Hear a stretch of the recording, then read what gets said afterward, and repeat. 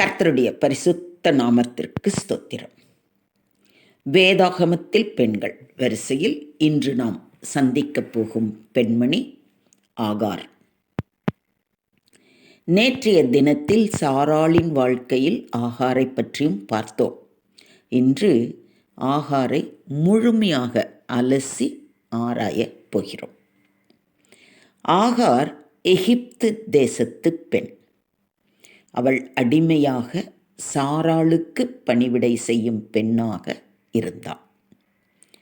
ஆகார் என்பதற்கு கைவிடப்பட்டவள், forsaken, பறத்தல், flight, அந்நியன், Stranger, பயப்படும் ஒன்று, ஒன் தட் ஃபியர்ஸ் என்று பொருள்படும்.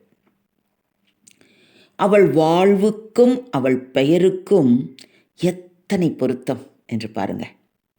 யாருமற்ற அனாதையாய், மற்றவர்களால் கைவிடப்பட்ட நிலையில் பயந்து ஓடும் வாழ்க்கைதான் அவள் வாழ்ந்த வாழ்க்கை. அடிமை பெண்ணான ஆகாரை தன் கணவனுக்கு வாரிசை பெற்றுத்தர சாராள் அவளை ஆபிரகாமுக்கு கொடுத்தாள். இது எவ்வளவு பெரிய காரியம்! ஆனால் தான் கர்ப்பவதி ஆனவுடன் தனக்கு இப்படிப்பட்ட ஒரு வாழ்வை தந்த நாச்சியாரையே அற்பமாக எண்ணினாள். மேட்டிமை அவள் மனதில் குடிக்கொண்டது. அதன் விளைவு, சாராய் ஆபிராமிடம், எனக்கு நேரிட்ட அநியாயம் உமது மேல் சுமரும். என் அடிமை பெண்ணை உம்முடைய மடியிலே கொடுத்தேன். அவள் தான் கர்ப்பவதியானதைக் கண்டு என்னை அற்பமாக எண்ணுகிறாள்.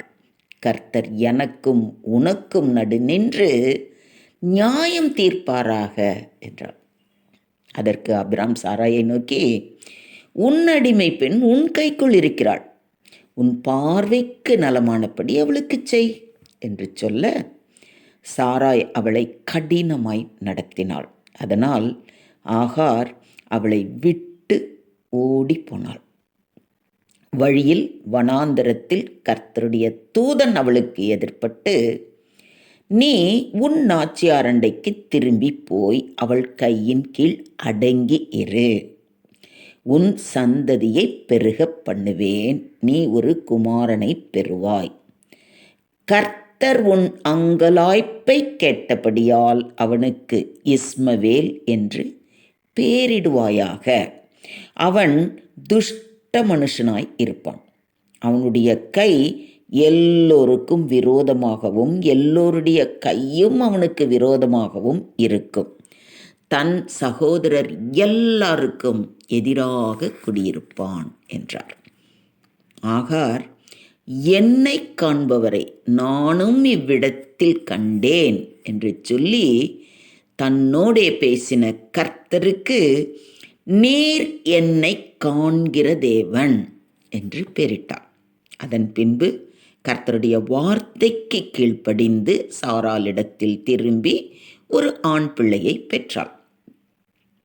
கர்த்தருடைய வாக்கு தத்தத்தின்படி சாராளும் பிள்ளை பெற்று வளர்ந்து வருகிற காலத்தில் எகிப்து தேசத்தாளாகிய ஆகார் பெற்ற குமாரன் பரியாசம் பண்ணுகிறதை கண்டு, இந்த அடிமை பெண்ணையும் அவள் மகனையும் புறம்பே தள்ளும்.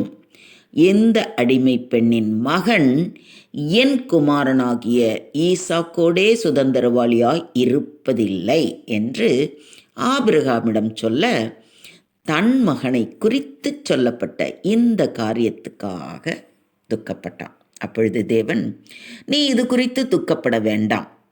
ஈசாக்கின் இடத்தில் உன் சந்ததி விளங்கும். அடிமை பெண்ணின் மகனும் உன் வித்தாய் இருக்கிறபடியால் அவனையும் ஒரு ஜாதியாக்குவேன் என்று கூறினார். அதனால் ஆபிரகாம் அப்பத்தையும் ஒரு துருத்தி தண்ணீரையும் எடுத்து ஆகாரின் தோளின் மேல் வைத்து பிள்ளையையும் ஒப்பு கொடுத்து அவளை அனுப்பிவிட்டான். அவள் புறப்பட்டு போய் பெயர்செபா வனாந்திரத்தில் அலைந்து திரிந்தாள். துருத்தியில் இருக்கும் தண்ணீர் செலவழிந்த பின்பு அவள் பிள்ளையை ஒரு செடியின் கீழ் விட்டு பிள்ளை சாகிறதை நான் பார்க்க மாட்டேன் என்று சற்று தூரத்திலே உட்கார்ந்து சத்தமிட்டு அழுதார்.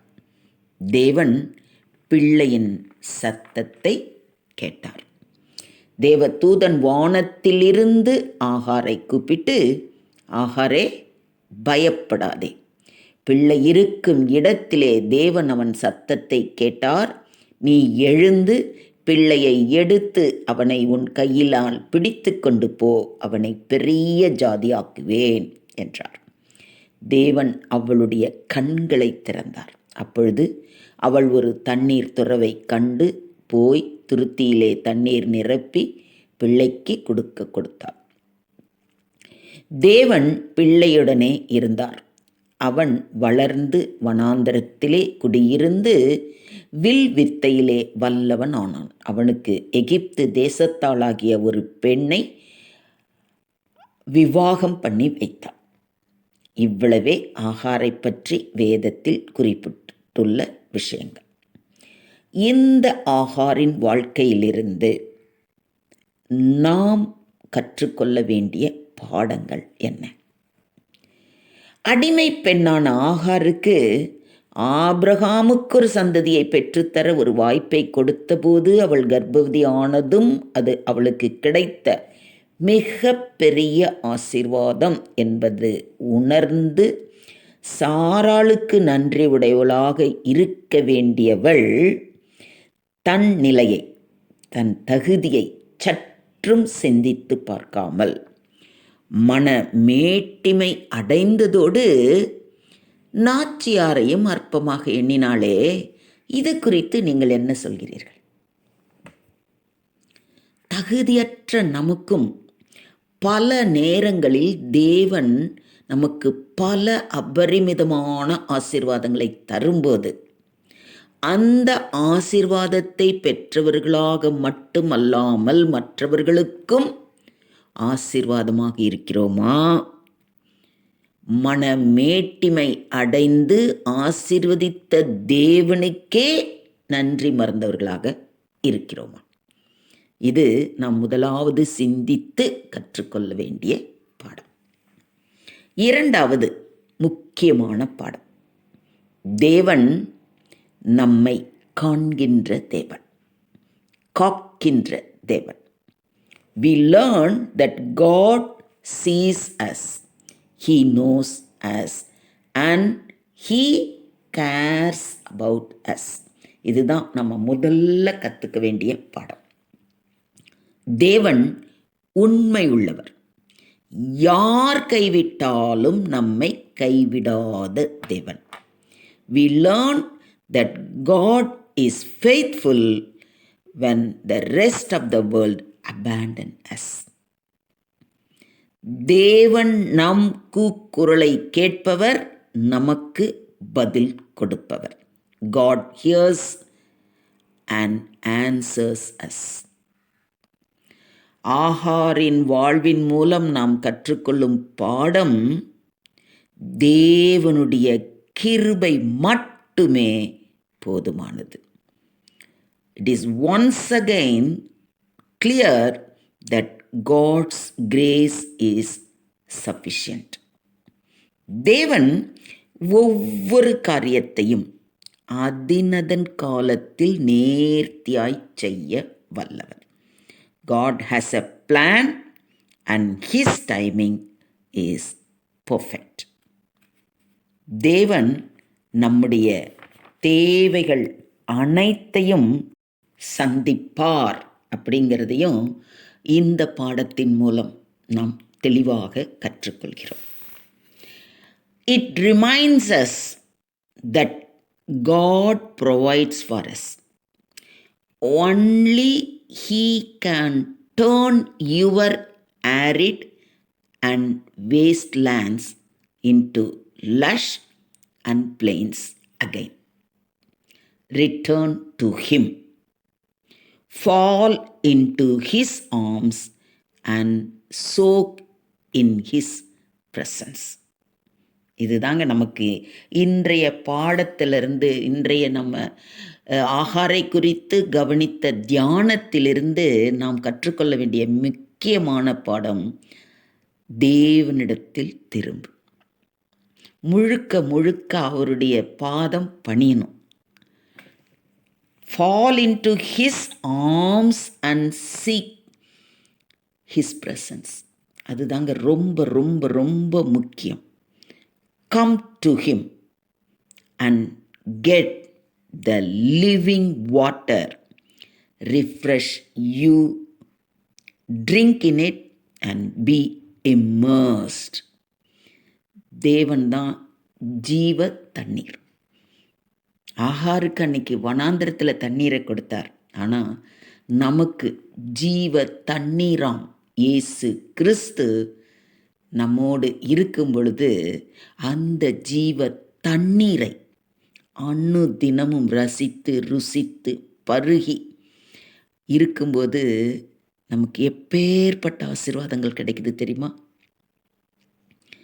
அந்த ஜீவ தண்ணீர், let it wash away the desert sand, the sweat and tears, the heat, and be made whole again. Maybe not who you were, but something new and beautiful. நாம் நேற்று வரைக்கும் எப்படி இருந்தோங்கிறது இல்லை. இன்று அவருடைய ஜீவ தண்ணீரை பருகி அந்த ஜீவ தண்ணீரால் நம்முடைய பாவங்கள் எல்லாம் முழுவதுமாக கழுவி சுத்திகரிக்கப்பட்டவர்களாய் நாம் அவருடைய பாதம் பணிவோம். அவரே நம்மை ஆசிர்வதித்து வழி நடத்துவாராக. ஆமென், ஆமென், ஆமென்.